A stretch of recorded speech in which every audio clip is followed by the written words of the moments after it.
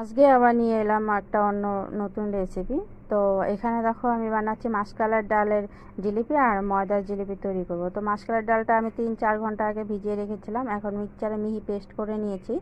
আর এখানে দিয়ে দিচ্ছি 4 চামচ পরিমাণে চালের গুঁড়ো। তো যেহেতু চামচটা খুবই ছোট, তো 4 চামচ পরিমাণে দিয়েছি। আর এরকম একটা বিটার নিয়েছিলাম, তো বিটারের হ্যান্ডেল দেখো খুলে গেছে। এইভাবে আমি বেশ অনেকটা টাইম ধরে ফেটিয়ে ইনো দিয়ে ফেটিয়ে আর একটু কিছুক্ষণ ফেটিয়ে নিয়ে আমি এখন বোতলের মধ্যে ভরে নেবো। এরকম একটা প্লাস্টিকের বোতল নিয়েছি।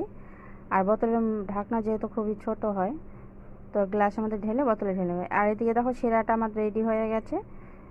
একটু চিটচিটে ভাব হওয়া পর্যন্ত আমি অপেক্ষা করেছি। এখন লেবুর রস দিব আর সামান্য পরিমাণ ফুড কালার দিয়ে আমি নামিয়ে নিচ্ছি।